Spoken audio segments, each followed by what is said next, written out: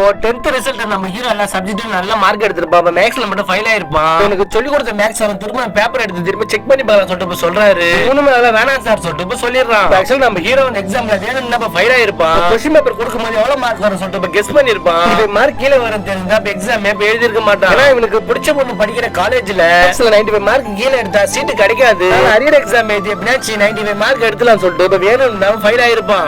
Maths எக்ஸாம்ல ஒண்ணுமே நம்ம பேப்பர் கொடுத்துக்கலாம் சொல்லிட்டு இந்த ஸ்டாஃப் போன் பண்ணி சொல்லிருப்பாங்க. இப்படி பண்ணிருக்கா சொல்லிட்டு மைக்ரோ ஆர்டிஸ்ட் கால் பண்ணி விசாரிக்கும் போது தான் இதெல்லாம் ஒரு பொண்ணு பண்றாங்க இப்ப தெரிஞ்சுக்கிறாரு. இதனால ஹீரோ பார்த்ததுக்கு அப்புறம் மூஞ்சே முழுக்கா சொல்லிட்டு இங்க போன் சொல்லிட்டு இப்ப துரத்தி அனுப்பிச்சிடுறாரு. நம்ம ஹீரோ பயங்கர வருத்தமா இப்ப நடந்து வரும்போது வர்ணாவை பாக்குறான். வர்ணாவை டாப்பர் நல்லா நிறைய காலேஜ்ல வந்து என் காலேஜ் ஜாயின் பண்ணி சொல்லிட்டு இப்ப அப்ரோச் பண்ணிருப்பாங்க. ஆனா இந்த பொண்ணுமே இப்ப என் 4 ஃப்ரெண்ட்ஸுக்கு சீட்டு கொடுத்தீங்கன்னா அந்த காலேஜ்ல வந்து சேரும்னு சொல்லிட்டு இப்ப சொல்லிருப்பா. இந்த விஷயத்துல நம்ம ஹீரோ கிட்ட சொல்லி மேக்ஸ் நல்லா போடு, நீ திரும்ப ரீவேலேஷன் போடு, இப்ப கிளியர் பண்ணிடுவேன், நம்ம எல்லாரும் ஒண்ணா காலேஜ் போலாம்னு சொல்லிட்டு இப்ப சொல்றா. இது கேக்குற நம்ம ஹீரோ பயங்கரமா அப்செட் ஆயிடுறான். அவன் மட்டும் எக்ஸாம்ல அவரேஜான மார்க் எடுத்தா கூட அவ கூடயாச்சும் காலேஜ் போயிடலாமா சொல்லிட்டு அவனுமே இப்ப ரொம்ப வருத்தப்படுறான். மேக்ஸ் சாருமே இப்ப மனசு கேட்காம அவனை கூட்டு போய் இப்ப நிறைய அட்வைஸ் எல்லாம் பண்றாரு.